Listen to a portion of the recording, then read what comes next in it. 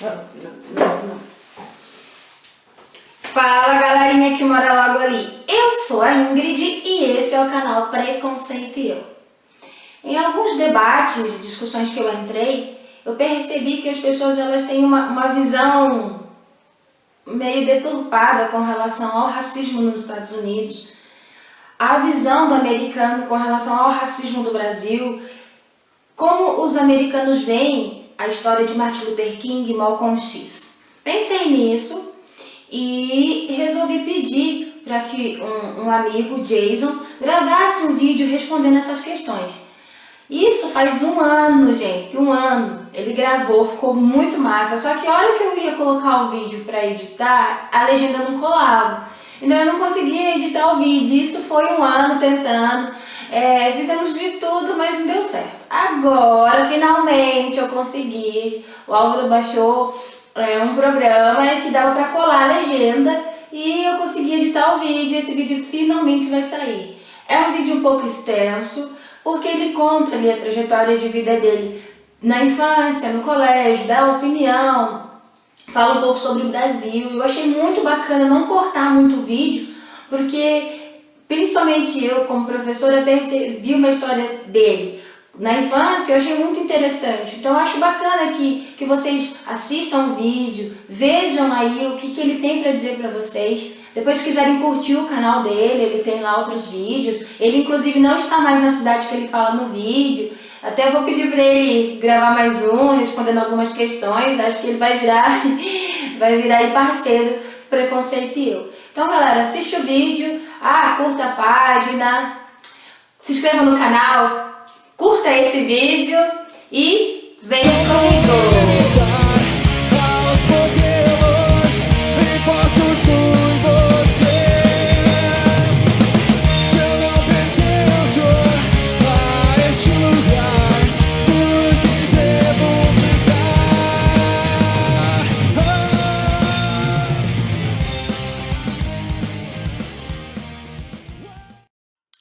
Hello, Brazil.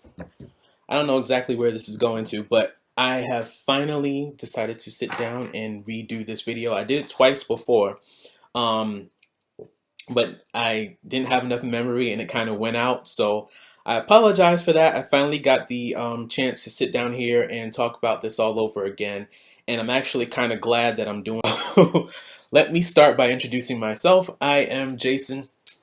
I'm originally from New York, in Brooklyn, New York, and right now I'm living in Georgia, in Atlanta, a suburb of Atlanta, out in Georgia.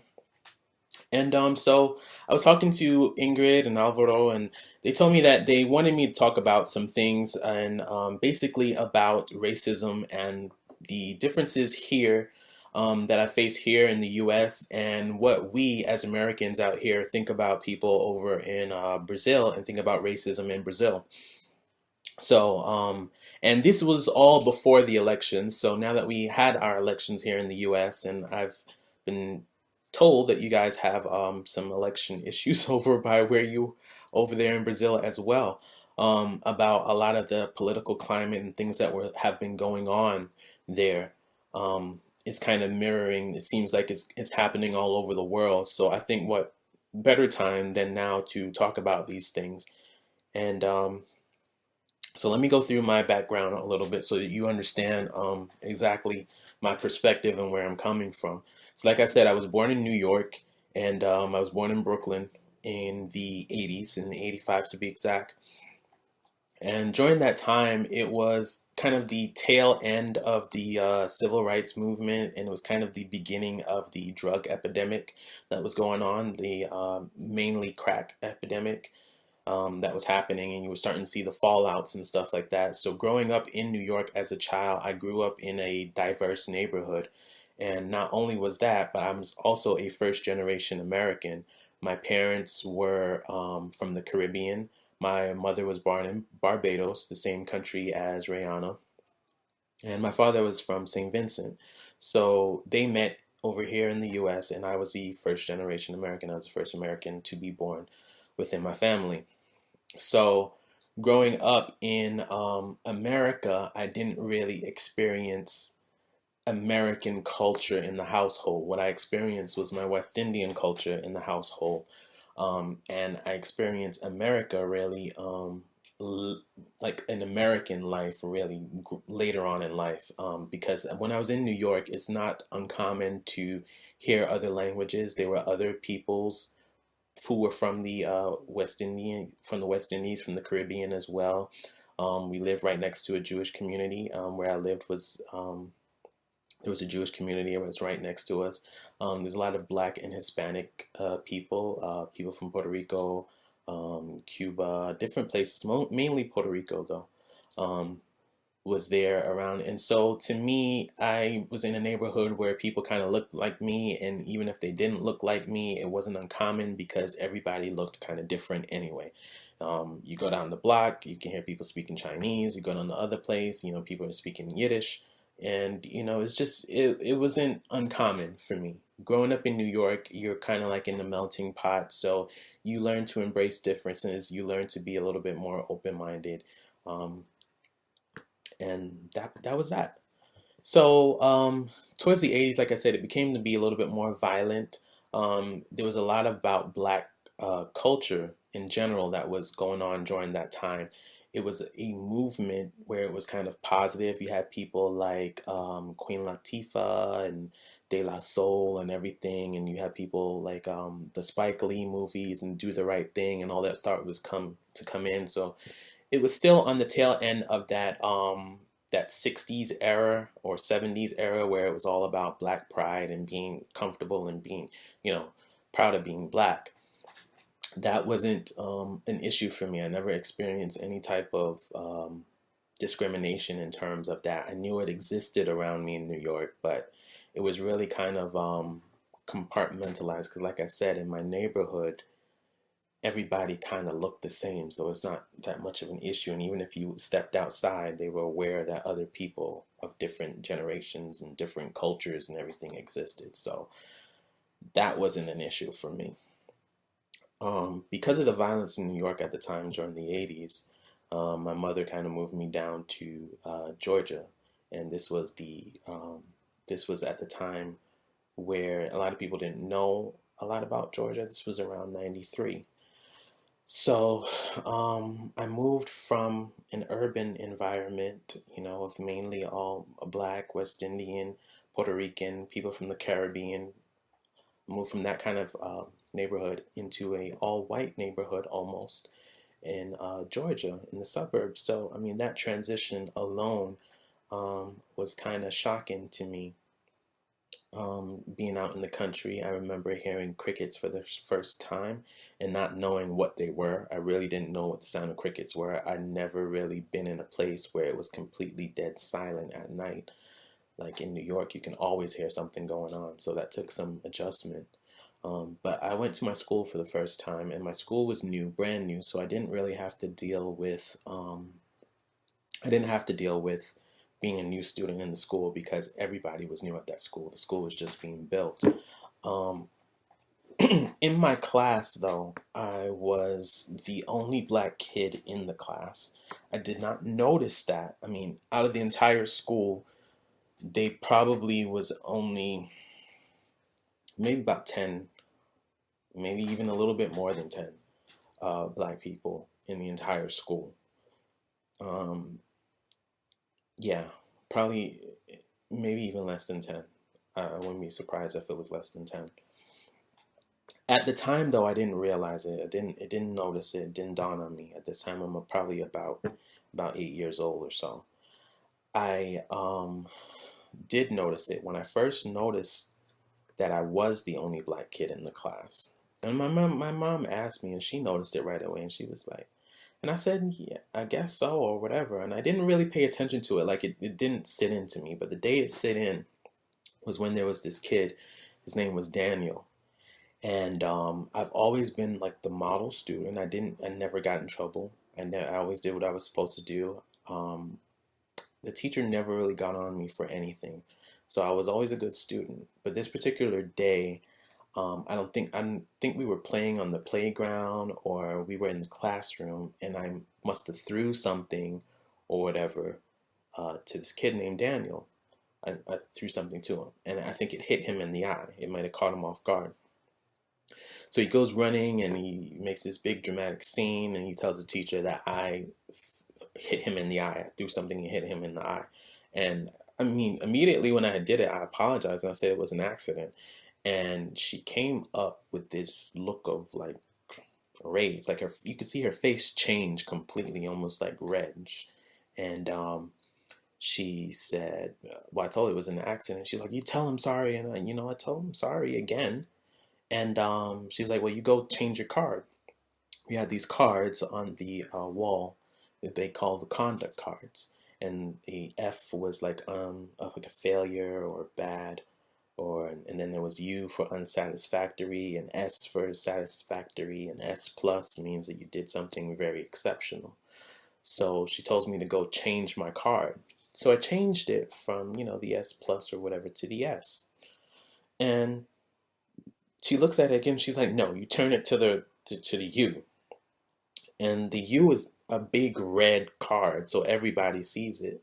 And I think I was the first one in the class to get this red card. And mind you, there's other students who've done things that were a whole lot worse than I did. And they've never did this before.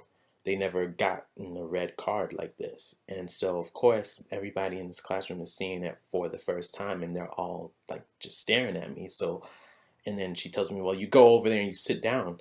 And I'm walking back feeling embarrassed because, it's like practically you have this whole wall of shame and everybody's looking at you. And I think Daniel just happened, he sat at the same table that I did because we had these tables and they were set up in like squares. So there was like two tables, like a table here, a table there, and then you had a table in front of you and another table in front of you. And then I think you had one on the side too. So he sat kind of like across from me. And as I was sitting there, I can, walking back to my chair, I can hear like people whispering and looking at it and stuff like that, and looking at the card and looking at me, and they're like, oh, what did he do? And all this kind of stuff. And I sat down there for the first time and I looked at him, And this time I didn't just look at him as a regular person. I looked at him for the purpose of picking him apart. Like I looked at him to see what was so different about him that will make his story more believable than mine, that it really was an accident. Like here I have been doing the right thing all throughout the year. I've never been in trouble. I've never exhibited any kind of aggressive behavior towards any student. I never got in an argument with any students. I never got in a fight with any students. I never had problems with anybody. So if I said that, something was an accident, thought I would be believed that it was an accident. And so I looked at him that day and I wanted to figure out, and I remember vividly that this is the reason why I was looking at him. And it wasn't until then that I noticed that he was white. I looked at his eyes and realized he had blue eyes and I didn't. I learned that his skin was lighter and I wasn't. I learned that his hair was straight and mine wasn't. And then after I looked at him, I started looking at all the other kids in the class. Like I started looking around after that point. And then, I think that was the moment I felt myself getting a little bit, smaller. Because I feel like here I am and there's nobody around here that is like me. And I made friends and everything, but I think it was that time that my eyes, like, if you were asleep, at that moment at that time at 8 years old was when my eyes awoken for the first time. And being in the South, if you don't know the history of the South, the history carries a lot of slavery and a lot of stuff that happened out here. And I think a lot of people down here in the South, in Georgia in particular, walk around with a lot of the hurt and the pain and the issues from that. And they put that onto their children, and they do it. And I've never had to experience really American culture until I came down here in the South, because like I said, up north, I can still be Caribbean, I could still be black, and that can be okay. But down here, I was not West Indian. I was not, a child from the island.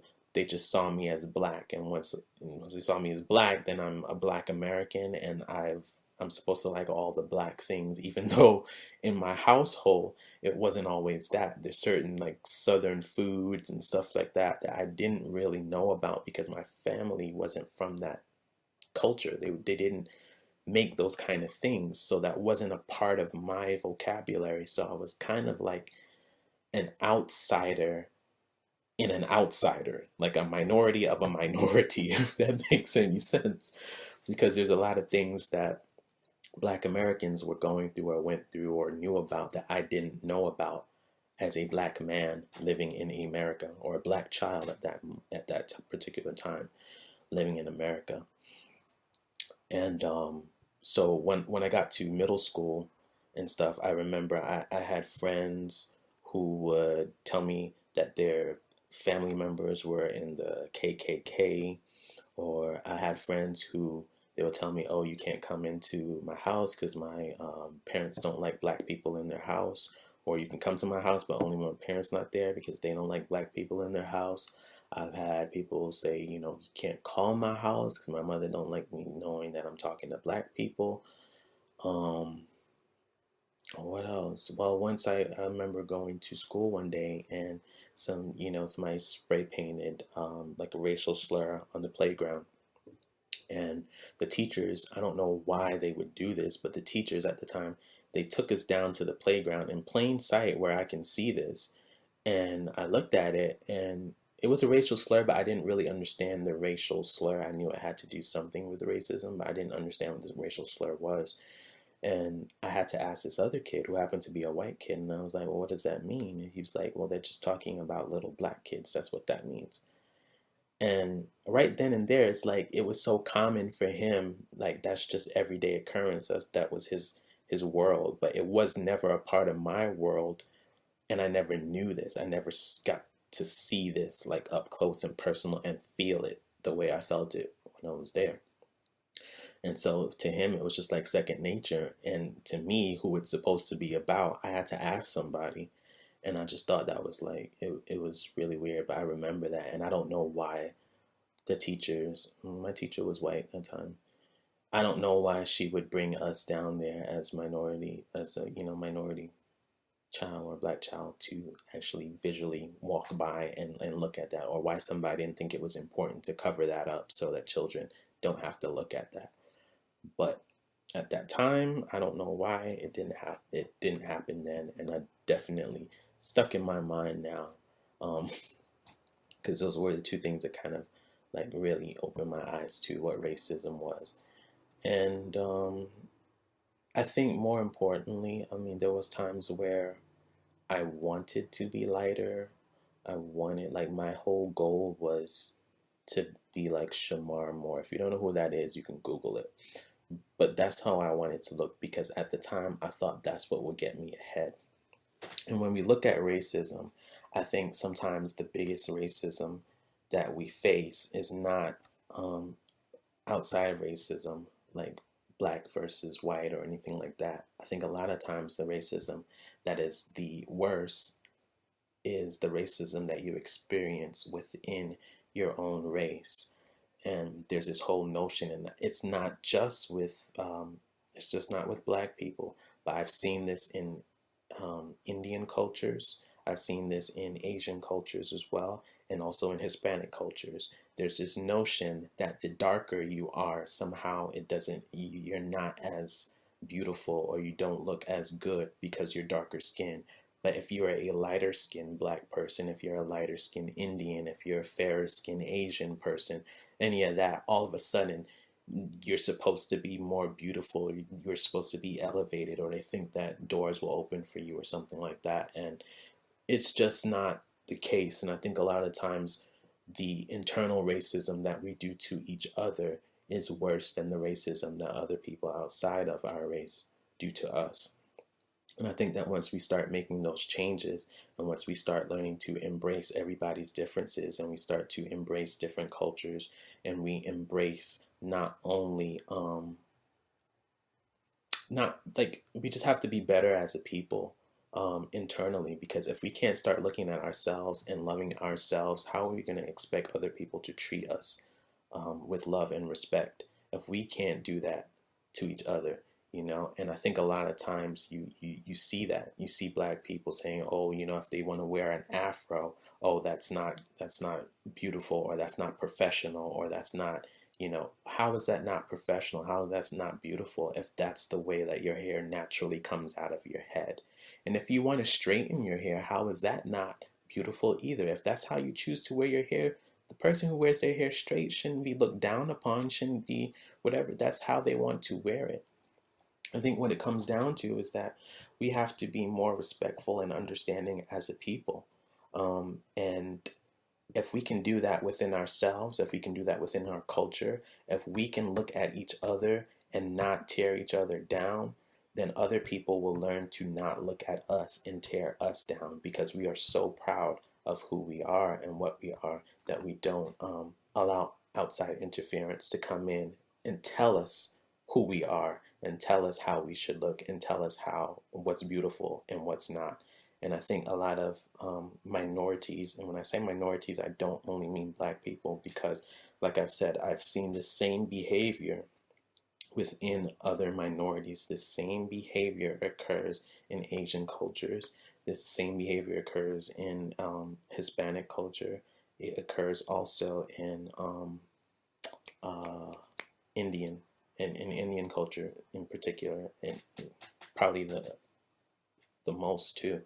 You know, if you're a darker skinned Indian, all of a sudden you're like seen to be like of a lower class or something like that, and all of that stuff is just not true. You know, you have to look at the content of people's characters. So you asked me about Malcolm X and Martin Luther King.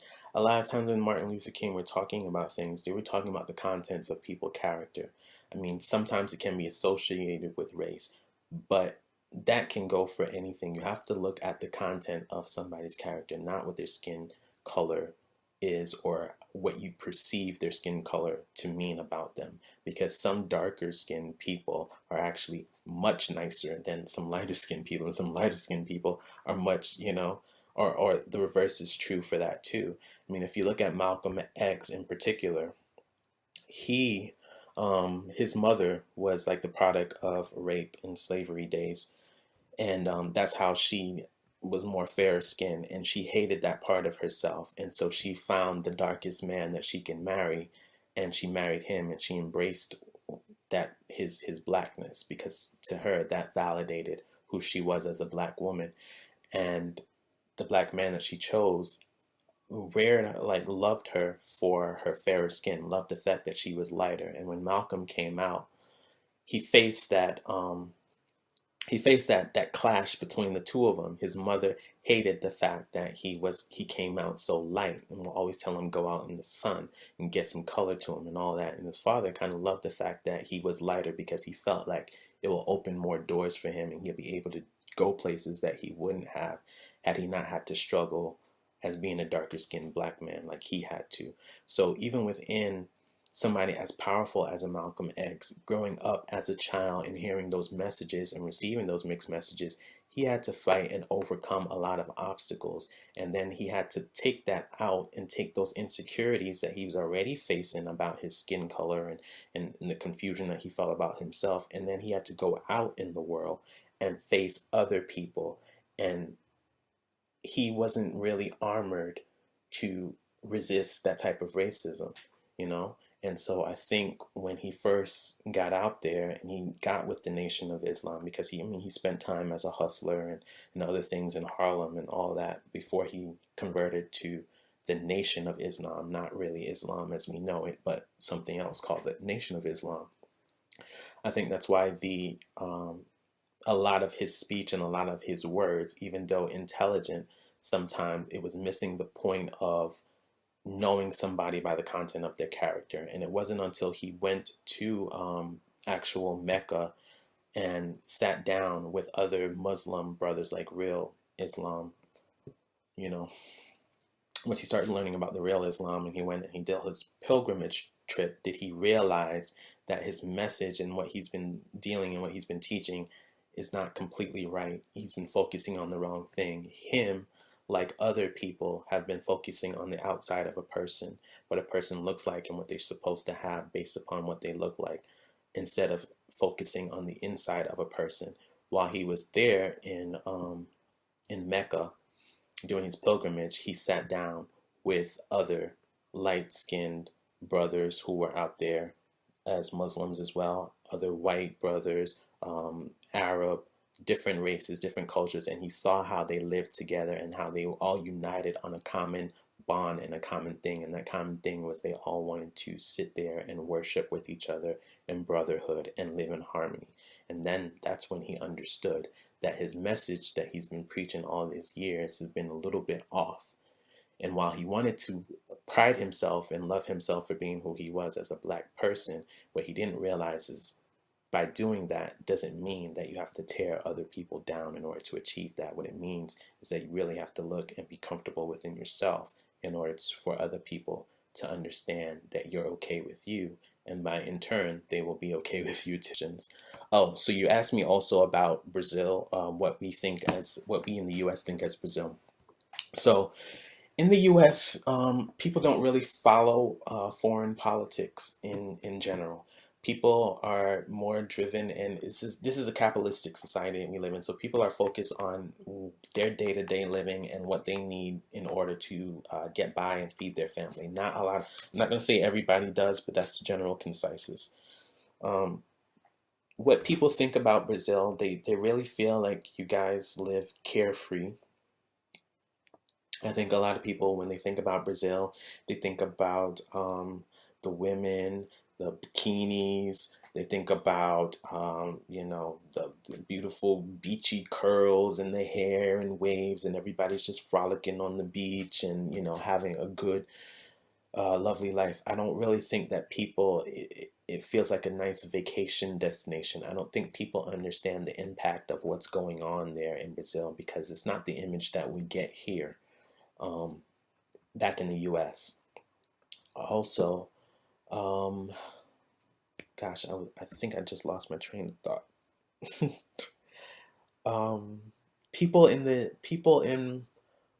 US here, when they think about Brazil, those are the things that come to mind at first. They don't really see the politics.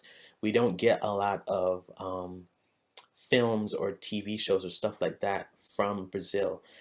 There's two movies that I remember seeing about Brazilian life. One is The City of God, which actually just came on a couple of days ago. I was surprised that it came on again. But The City of God, that was one, and I think that was about Bahia. And that was the only thing that we had that was a little bit more realistic, that showed not just, the beachy resort, touristy side of Brazil, but showed a little bit more of the reality. I think a lot of people here do not think that racism exists as strongly in Europe and overseas in general as it does here in the US. A lot of people feel like because Brazil is built on slavery. A lot of people don't know this, but when they had slave trades and everything going on from Africa, a lot of the first slaves landed in the Caribbean and in Brazil in particular, working sugarcane plantations. And from Brazil, they trickled on up to America. And then they started direct trade from Africa to America. But a lot of them first started out in Brazil.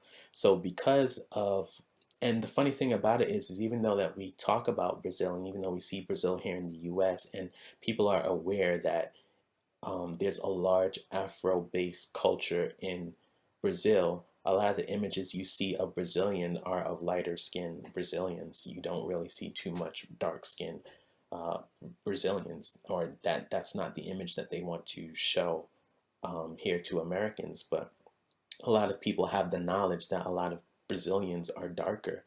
We don't think that there's that much of a racism issue because of the fact that you guys embrace a lot more things than I think the US are slow to embrace. You see a lot of interracial couples in Brazil. And to us, it doesn't really look like you guys distinguish the fact that there's a racial difference, because and you find this a lot in Dominican cultures as well too. Within a family, there can be a whole range of shades. Well, actually, in black families too, there can be a whole range of shades. You can have somebody that was really, really light, and then you can have a cousin who's really, really dark, and you guys are the same family, and that's just the way it is. So we tend to not think that it exists as much there. When you think about Brazil, I mean, another one is you think about the models, like Giselle, well, what we say here in the US is Giselle Bundchen. But we know that some of us who have knowledge, I've been told that's not how you say your name. The real Brazilian way to say her name is Gisele Bündchen. And hopefully I got the pronunciation right. You guys are not laughing at me. But you think about Gisele Bündchen, and you think about all kinds of, you just think that it's a nice resorty place to be, really. And you don't think that racism exists. When you think of, because here, interracial marriage was only outlawed, well, I shouldn't say outlawed. They overturned the ruling of interracial marriage in 1965, and I think it was Love versus Virginia. I think that was the name of the case. And that was in 1965, which, you know, that's before that, until 1965, it was a crime to be married to somebody of a different race here in America. So a lot of these issues are still new and fresh, and so that's why we have a tendency to think that Europe and, you know, overseas is a little bit above the curve, because a lot of times in the 60s and 70s and different times like that, and even further back, a lot of black performers and artists and stuff like that went overseas to Europe in order to perform, because they were embraced and they were accepted in ways that they weren't here in the US. So we have a tendency to think that. And you see a lot of interracial marriages and stuff like that over in England and different things in Paris and all that stuff. And it seems like people don't make as much of an issue out of it as they do here in the US. So that's why we have a tendency to think that racism here in America is much stronger, because we have not seen nor heard it be anything different anywhere else. It seems like they're a little bit more accepting.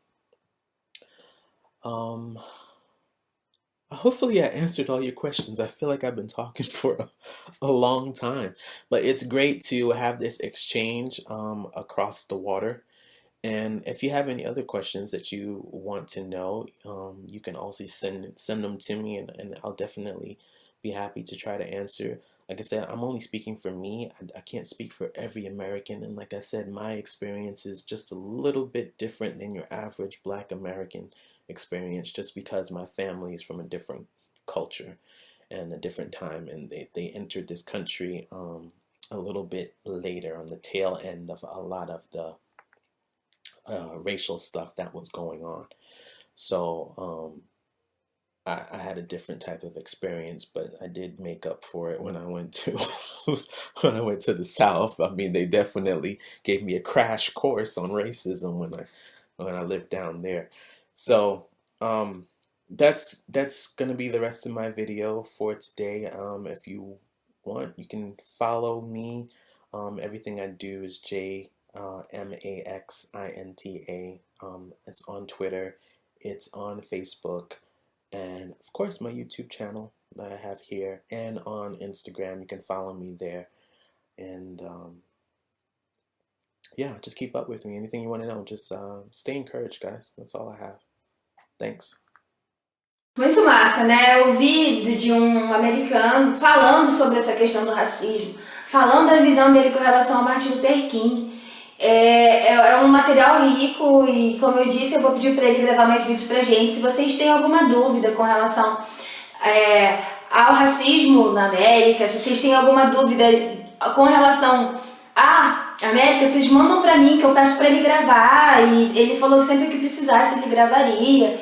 Então, espero que vocês tenham gostado, mesmo o vídeo sendo um pouquinho grande, mas espero que vocês tenham gostado.